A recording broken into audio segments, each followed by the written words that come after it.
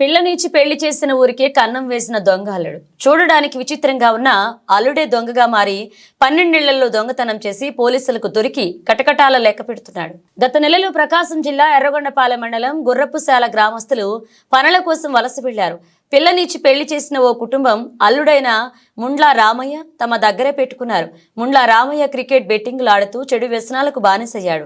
గ్రామస్తులు పనుల కోసం వలసలకు వెళ్లడం గమనించి రోజుకు 3 ఇళ్లలో 4 రోజుల పాటు 12 ఇళ్లలో 6,74,000 రూపాయలు దొంగతనం చేసి ఏమీ తెలియనట్లుగా హైదరాబాద్ వెళ్లి జలసాలు చేయడం మొదలుపెట్టాడు. గ్రామంలో కొన్ని ఇళ్లలో తాళాలు పగలకొట్టి ఉండడం చూసిన స్థానికులు పోలీసులకు ఫిర్యాదు చేశారు.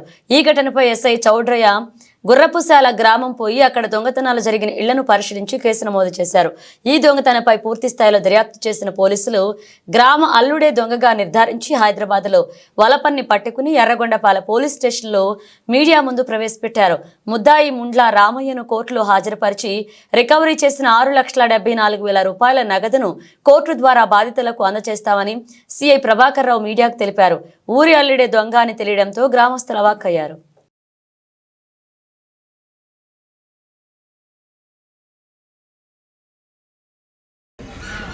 పోయిన నెల 29/11/2024న ఎర్రగొండపాలెం మండల పరిధిలో గుర్రపుశాల గ్రామంలో కొంతమంది కూలీలు కొండేపి మరియు హైదరాబాద్ గ్రామాలకి వలస వెళ్ళడం, అక్కడ పని చేసుకుని జీవిస్తున్నారు.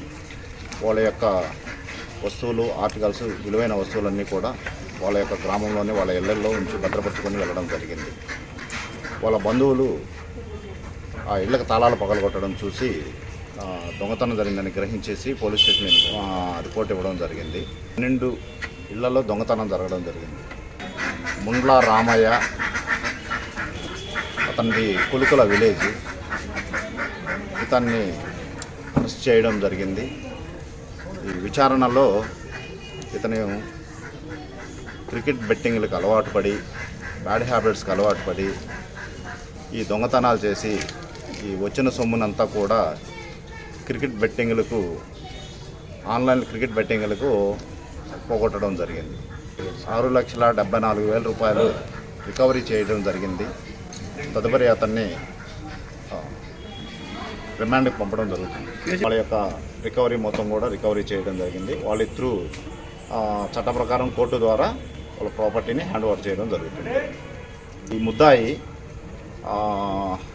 ఆ ఊరిలో అమ్మాయిని వివాహం చేసుకొని ఎప్పుడు రెగ్యులర్గా వెళ్తూ వస్తూ ఉంటాడు. వీళ్ళు లేనిది అదనుగా చూసుకొనేసి ఆ అఫెన్స్ జరిగిన టైంలో వరుసగా ఒక 4 days పవర్ లేదు, కరెంట్ లేదు, అది అదనుగా చూసుకొని వీడు